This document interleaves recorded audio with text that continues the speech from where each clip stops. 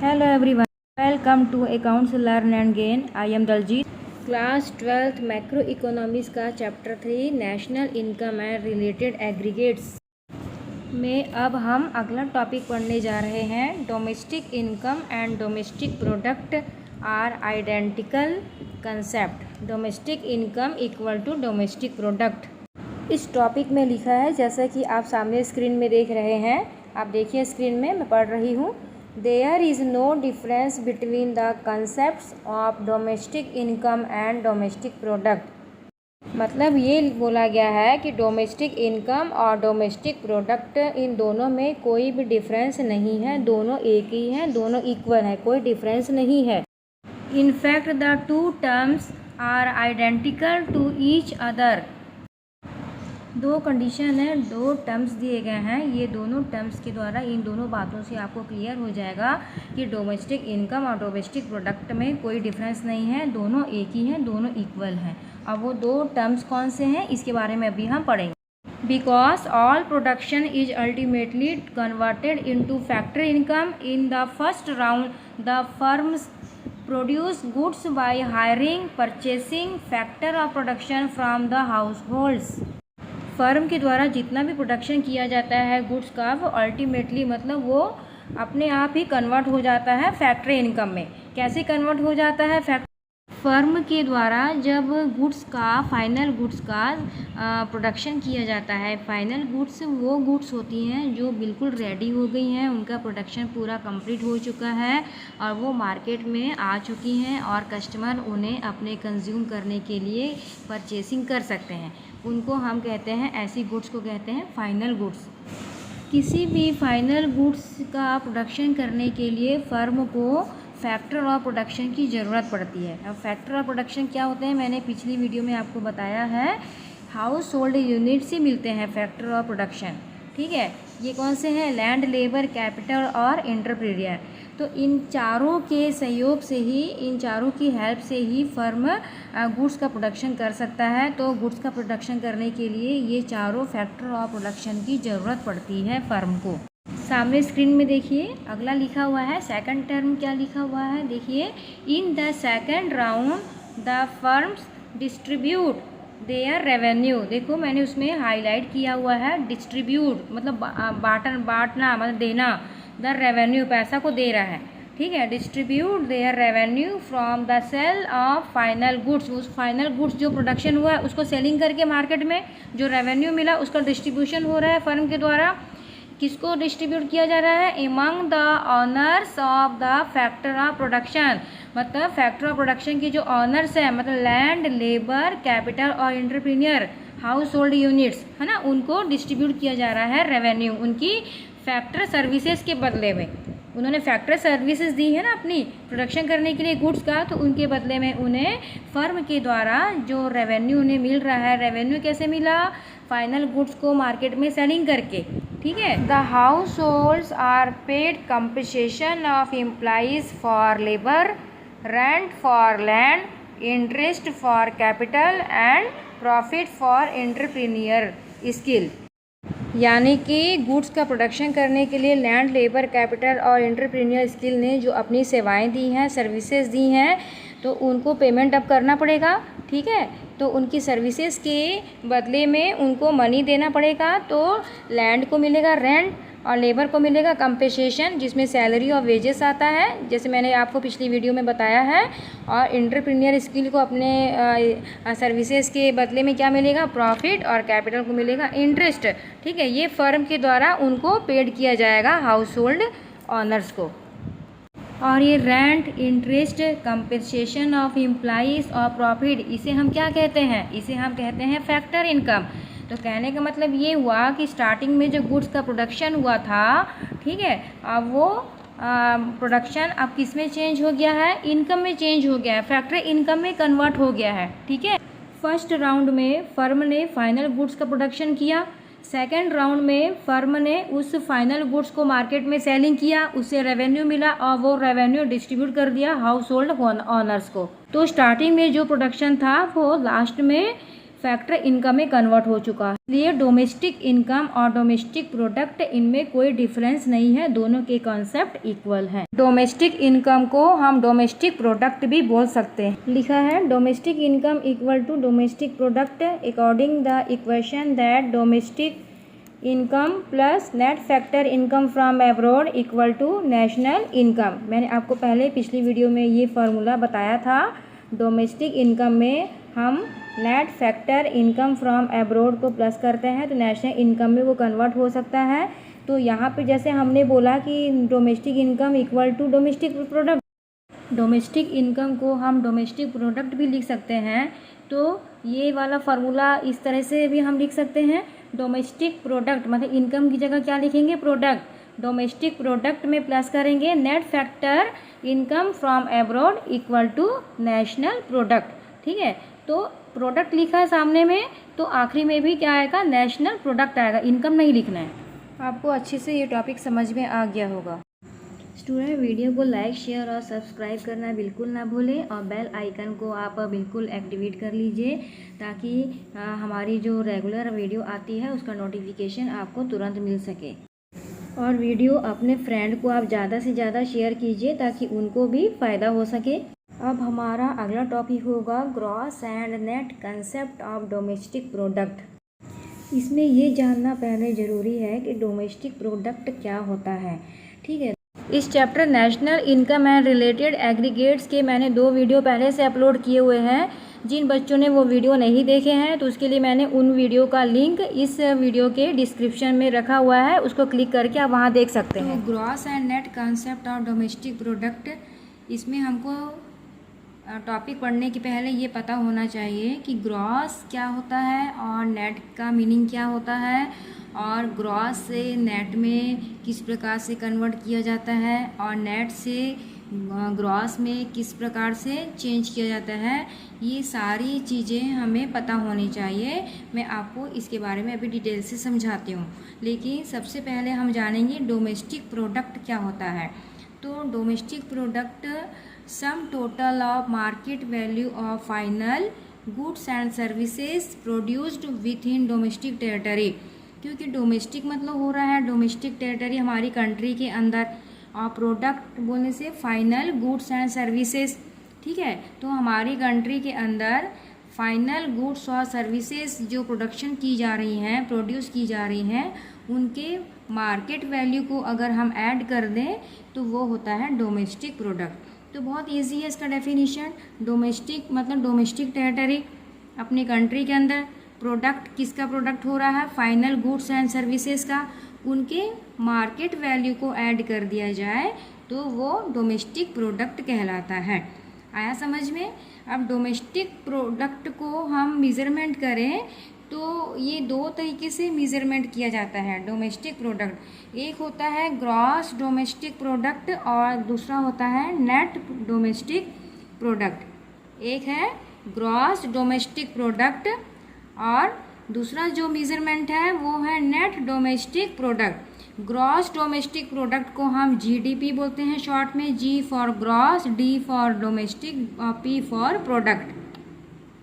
ठीक है, जीडीपी। और इसमें डेप्रिसिएशन इंक्लूड होता है क्योंकि ग्रॉस मतलब होता है ओवरऑल, मतलब पूरा टोटल। इसका जो ब्रॉड सेंस होता है नेट की अपेक्षा ब्रॉड सेंस होता है ग्रॉस का।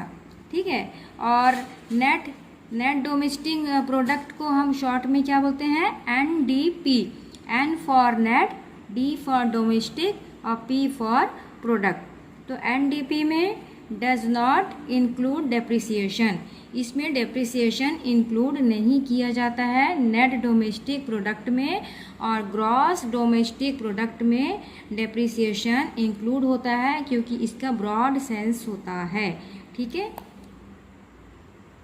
टॉपिक को अभी हम और थोड़ा डीपली देखते हैं। डेप्रिसिएशन क्या होता है, कुछ बच्चों को पता नहीं होगा तो मैं इसको क्लियर करवाती हूँ। डेप्रिसिएशन का मीनिंग क्या होता है। ठीक है, तो यहाँ पे मैंने और लिखा हुआ है, उससे टॉपिक को थोड़ा क्लियर किया है। The term gross is used in a broad sense, मैंने आपको पहले बता दिया है। ग्रॉस मतलब होता है ओवरऑल, पूरा टोटल, है ना, पूरा का पूरा। Against the term net, net की अपेक्षा ग्रॉस का मीनिंग ब्रॉड होता है और नेट का नैरो होता है। ठीक है, ग्रॉस प्रोडक्ट और इनकम इंक्लूड्स नेट प्रोडक्ट और income and consumption of fixed capital. Will GDP includes depreciation, NDP does not. ठीक है, ये मैंने अभी आपको क्लियर करवाया था कि जीडीपी में मतलब ग्रॉस डोमेस्टिक प्रोडक्ट में डेप्रिसिएशन इंक्लूड होता है क्योंकि ये ओवरऑल है ये, और एनडीपी में तो डेप्रिसिएशन इंक्लूड नहीं होता है।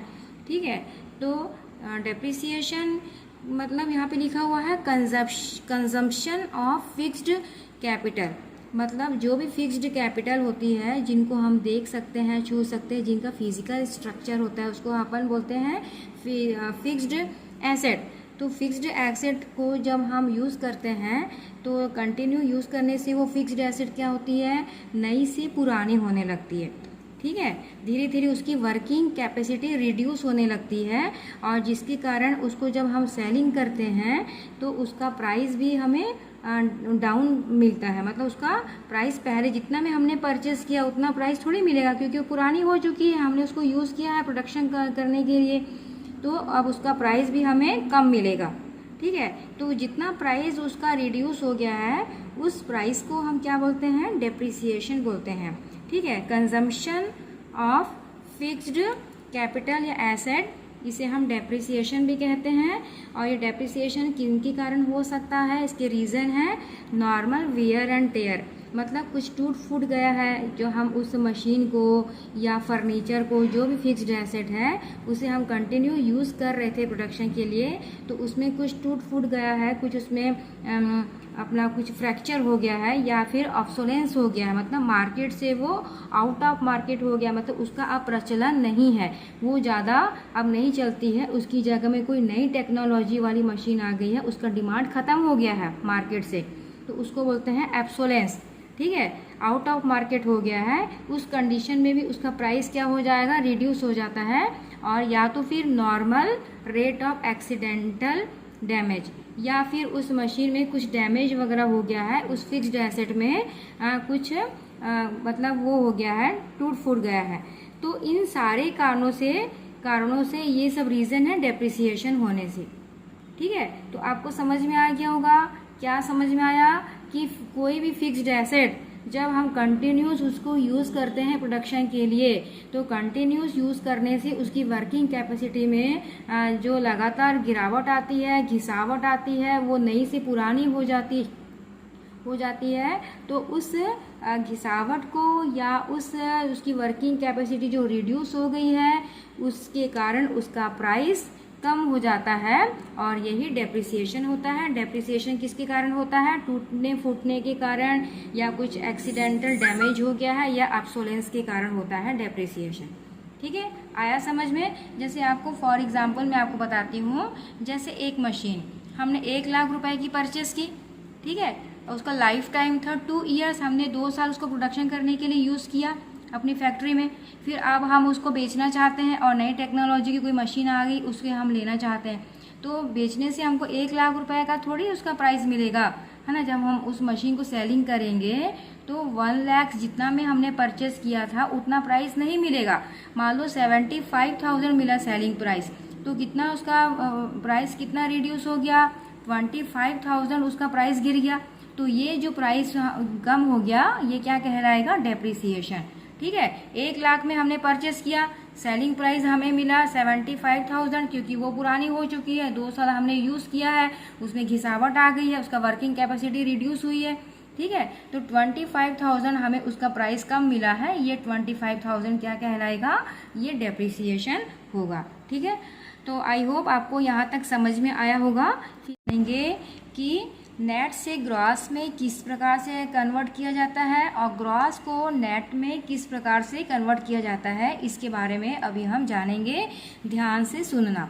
ठीक है, तो यहाँ पे देखेंगे डोमेस्टिक मैंने पॉइंट ऑफ व्यू डोमेस्टिक हिसाब से मैं देख रही हूँ, तो डोमेस्टिक प्रोडक्ट के हिसाब से मैं देख रही हूँ, तो यहाँ पे कन्वर्ट करना है तो यहाँ पे डी लिखा रहेगा, मतलब NDP, मतलब हो रहा है कि नेट, है ना। एन बोलने से नेशनल नहीं समझना आप, N net domestic product NDP। ठीक है, और यहाँ पे GDP मतलब ग्रॉस, मैंने अभी बताया था आपको, ग्रॉस डोमेस्टिक प्रोडक्ट, ठीक है। तो नेट डोमेस्टिक प्रोडक्ट को ग्रॉस डोमेस्टिक प्रोडक्ट में चेंज करना है। तो ग्रॉस बोलने से तो मैंने अभी बताया ब्रॉड सेंस है, तो उसमें कुछ ज़्यादा ऐड करना पड़ेगा नेट में, तब वो ग्रॉस बनेगा, टोटल बनेगा, ठीक है, ओवरऑल बनेगा। तो इसलिए डेप्रिसिएशन, इसमें मेन जो कीवर्ड है वो क्या आएगा, डेप्रिसिएशन, ये याद रखना आप। NDP से ग्रॉस, NDP से GDP में चेंज करना है या GDP को NDP में चेंज करना है, तो आपको डेप्रिसिएशन ही लेके चलना है। डेप्रिसिएशन प्लस होगा और डेप्रिसिएशन माइनस होगा। आया समझ में? NDP से मतलब नेट डोमेस्टिक प्रोडक्ट से ग्रॉस डोमेस्टिक प्रोडक्ट में चेंज करना है तो आपको प्लस करना पड़ेगा डेप्रिसिएशन, क्योंकि हम नेट से ग्रॉस की ओर जा रहे हैं तो नेट में कुछ और एक्स्ट्रा पेड प्लस करना पड़ेगा, ठीक है, तब तो वो ग्रॉस बनेगा। तो डेप्रिसिएशन को प्लस करना पड़ेगा नेट डोमेस्टिक प्रोडक्ट में। आया समझ में? और अगर क्वेश्चन में ग्रॉस डोमेस्टिक प्रोडक्ट दिया रहेगा और नेट डोमेस्टिक प्रोडक्ट में चेंज करना है तो मतलब कम, मतलब ज़्यादा दिया है, ज़्यादा से कम की ओर जाना है, नेट की ओर जाना है, तो हमें माइनस करना पड़ेगा, ठीक है। तो ग्रॉस में हमको डेप्रिसिएशन माइनस करना पड़ेगा। तो जब हम डेप्रिसिएशन को माइनस करेंगे तो क्या आ जाएगा, नेट डोमेस्टिक प्रोडक्ट आ जाएगा। तो आया समझ में?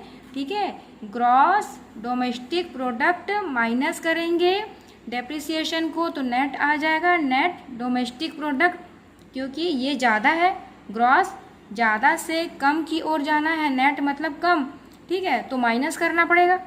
और अगला है NDP मतलब नेट डोमेस्टिक प्रोडक्ट, उसमें हमको ग्रॉस की ओर जाना है, ज़्यादा की ओर जाना है कम से, तो ज़्यादा की ओर जाना है, ग्रॉस की ओर जाना है, तो हमको प्लस करना पड़ेगा ना कोई चीज़ को, तो डेप्रिसिएशन को प्लस करना। तो इसमें मेन प्लस माइनस जो होता है वो डेप्रिसिएशन ही प्लस माइनस होता है। ग्रॉस से नेट बनाना है, नेट से ग्रॉस बनाना है, तो ठीक है, आया समझ में आपको? वैसे ही स्टूडेंट, ये तो हमने डोमेस्टिक के हिसाब से देखा, तो यहाँ पे आप देखोगे D, मैंने अंडरलाइन किया हुआ है, D आएगा D। लेकिन अब हम point of view national product के हिसाब से देखेंगे, ठीक है, तो उसका भी यही रूल रेगुलेशन फॉलो होता है। तो यहाँ पे शॉर्ट में क्या लिखेंगे, नेशनल के लिए नेशनल, इसमें देखो नेट, एन पहला जो एन लिखा हुआ है वो है नेट, नेट नेशनल प्रोडक्ट, ठीक है, और gross national product GNP। Net पहला जो एन है उसका मतलब लगाएंगे आप नेट, नेट नेशनल प्रोडक्ट और ग्रॉस नेशनल प्रोडक्ट। तो इसमें भी डेप्रिसिएशन को ही माइनस करना है और प्लस करना है, ठीक है। तो नेट से ग्रॉस की ओर जाना है, मतलब कम से ज़्यादा की ओर जाना है, ज़्यादा होने से ग्रॉस मैंने अभी बताया ना ओवरऑल, तो प्लस होगा डेप्रिसिएशन, ठीक है। और जब ग्रॉस से नेट की ओर जाना है तो मतलब ज़्यादा से कम की ओर जाना है तो डेप्रिसिएशन माइनस होगा। तो आया समझ में क्या फार्मूला हुआ, ग्रॉस नेशनल प्रोडक्ट माइनस कर देंगे डेप्रिसिएशन को तो हमें क्या मिलेगा, नेट नेशनल प्रोडक्ट मिलेगा। और जब क्वेश्चन में नेट नेशनल प्रोडक्ट दिया रहेगा और आपको बोला जाएगा कि इसको ग्रॉस नेशनल प्रोडक्ट में चेंज कीजिए, तो आप क्या करोगे, उसमें डेप्रिसिएशन को प्लस कर दोगे, ठीक है। तो इस तरीके से हम ग्रॉस से नेट की ओर जाते हैं और नेट से ग्रॉस की ओर जाते हैं। सिर्फ आपको डेप्रिसिएशन का ही इसमें है मेन, डेप्रिसिएशन को ही प्लस और माइनस करना होता है, ठीक है। तो आई होप आपको ये अच्छे से समझ में आ गया होगा।